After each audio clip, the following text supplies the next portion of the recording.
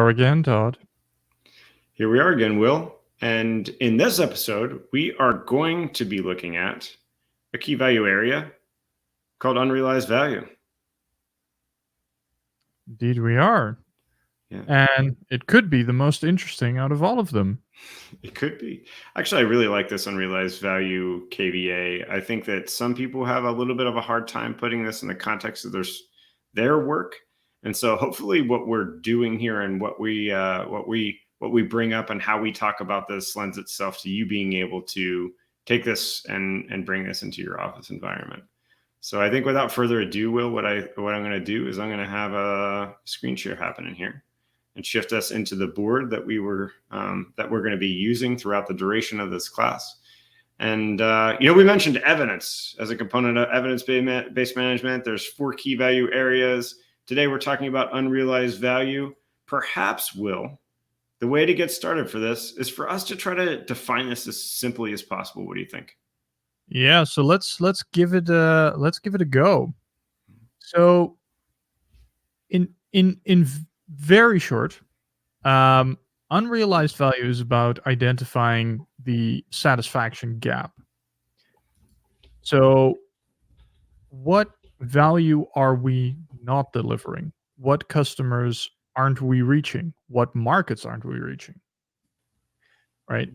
And not as a thinking exercise, but what can we measure to make clear to us that satisfaction gap? Yeah, I really like that when we talk about the satisfaction gap and what value are we not delivering. Because what value are we not delivering? You said some sneaky things there that I want to dive into. Right, this could be acquiring new customers. Could be value that we're not delivering, and we don't have those customers until we deliver that value. Right, so it's a satisfaction gap for new and emerging customers. It could be us looking at market share. Right, we're 1% of the market right now. We have 99% possibility of gaining it. Yeah. Or something as simple as looking at a competing product that's doing really well and mapping out, well, what features do they have that we don't, and how far away are we from feature parity? Mm-hmm. I like that.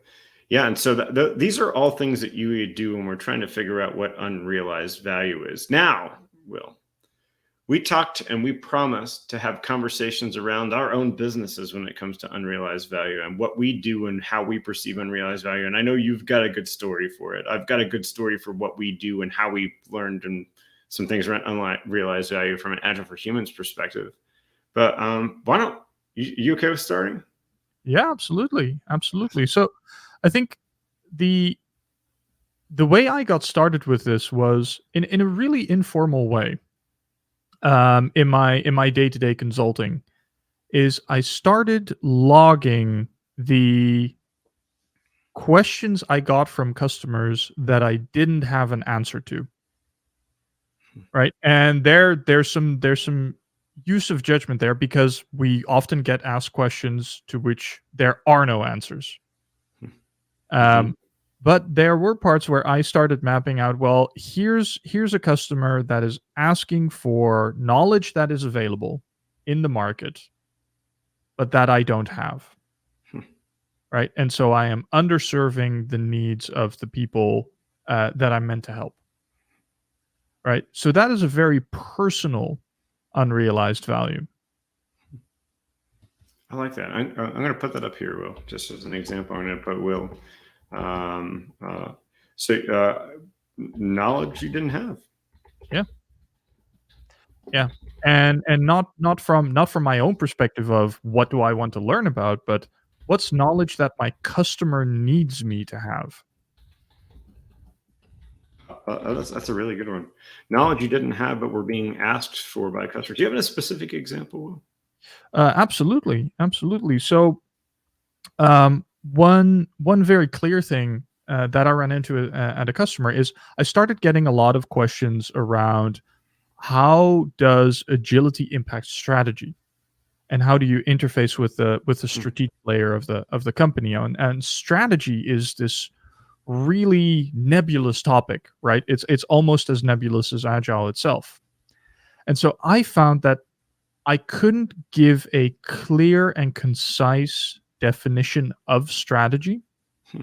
And because I couldn't do that, I couldn't link it very well to what we were doing in agility and where those areas overlap, right? Because what I found out and what I had in my head is, well, strategy is it's goal setting and it's long-term planning. But it turns out actually that when I really made it explicit to myself, hey, I'm getting this many questions on this topic that I don't have an answer to, right? It's worth diving into. And so I did, and I actually found out that my understanding of strategy was very flawed and actually wrong at points, but so was my customers.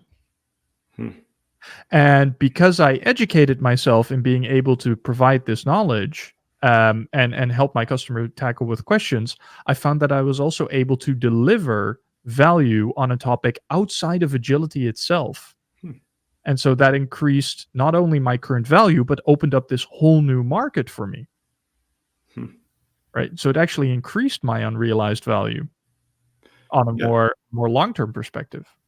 Yeah, this is interesting, Will, because I have this statement here. What value are we not delivering? This could also be what value are we not able to deliver currently, right? Yeah, And in your context, so is it what were we not able to deliver?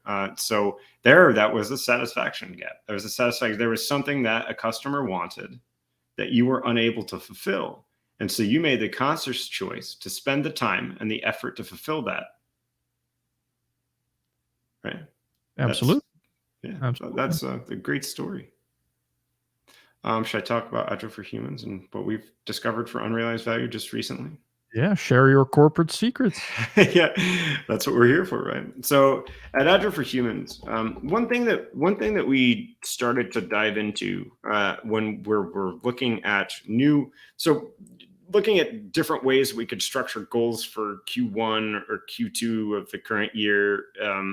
What we arrived on is looking at our existing students, right? And we started studying how many of those students come back to another class. And we realized that that percentage is really small. But we had heard from students, I got that. I went to that new class. I talked to these people, but they weren't coming to us. But they were coming back to tell us about how much they enjoyed it. And so what we thought is, how do we then, unrealized value, how a large percentage of students don't come back but still attend another training, how do we get those people to be engaged with us? Not to spend money or anything, but to help us achieve our goal of uncovering better ways of working. We feel like our messaging and the strategies and the things that we're helping people with will help to fulfill that, right? Yeah, So one of the things that we said is that we were going to focus on a goal of trying to acquire those students and interactions with them back with us, whether that be through a class. We have an experiment out there. This is how we arrived on building a community, which is not training. But what we wanted to do is have that community, so we knew that people were interacting with us there, interacting with us on YouTube, and interacting with us in the classroom. So that community was unrealized value. We didn't have one before. And that's how we arrived at that, by measuring the percentage of return students. yeah,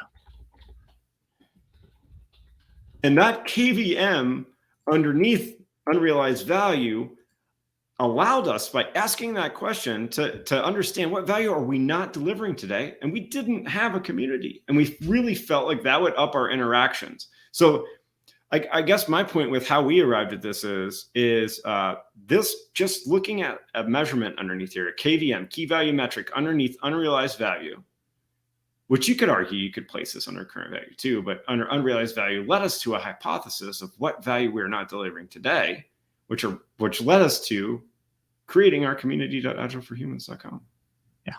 Well, and now you're hitting the nail on the head, because by measuring these things, that allows you to start asking additional questions, right? So we know there is some sort of missing value here, but by mapping out what is the size of this missing value, right? And what is the size of the market associated with it? Is it worth our effort and risk to pursue these things, Mhm. right? Should we invest in this? Yes or no? Right? And that's why I wasn't only mapping what kind of questions am I being asked, so what knowledge am I missing, but I was also mapping that frequency. right? And so when I see a a a missing bit in my knowledge, and I see that knowledge being demanded very often, I know, hey, there's something here. There's something worth pursuing, right? Yeah. And I think it's the same for you, Yeah. right? What students are we trying to reach? Um, right? Not just what's the percentage there, but also what are these people trying to do, right? And how do we support them? Mhm. Yeah. Yeah. And I think that as we kind of take a step back, I hope that everybody appreciates the two examples that we have, right? And can start to ask some of these questions, because that's what this is all about. This isn't going to tell you exactly what you should need to do. It's going to tell you options. What we also encourage that you do is try one option, try it quickly, and see what impact there is with that option, right? And then go from there. See if it's worth continuing to pursue, right? A little bit of thinking in bets here, right? A little bit of anecdote. Take small bets to see if your hypotheses are you can validate that they are going to bring value to your customers.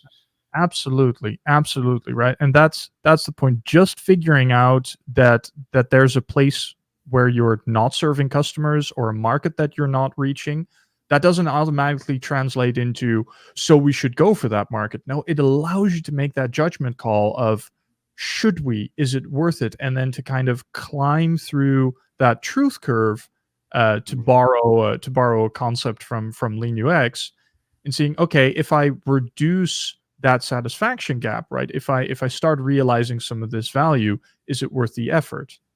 And what percentage of the pie is left there, and is it worth pursuing? Or should I focus on increasing the current value for my existing customers? Yeah. I love it. For some reason, Will, this is my favorite. This is my favorite KVA. I think that's the product owner in me. Always looking for the greatest. It's both a strength and a flaw. Well, I think this is the KVA that is most associated with the future. Mm-hmm. Right? The other three, current value, ability to innovate, and time to market, they tell you something about what's happening right now. Mm-hmm. What do you have? What are your current capabilities? Unrealized value is the future focused one. Where's what's the empty area on the map?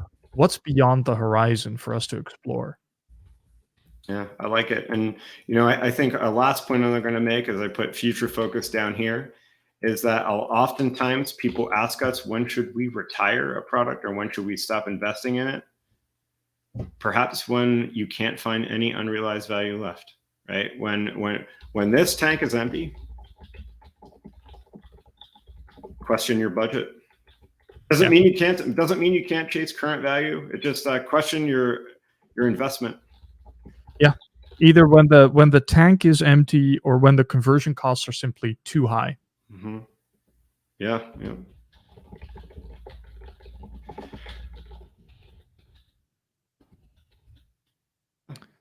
I think this might be a wrap, Will. Unrealized value, the I KVA. I think I'm getting a very clear signal from Mother Nature that this is it, for now. Yeah. Sounds But, good. So hopefully everybody enjoyed this episode on unrealized value. And probably next is current value, if you're watching these in the progression that we intended. If not, you're coming back to watch this again. Hopefully you found something new and insightful. absolutely. We'll see you next episode.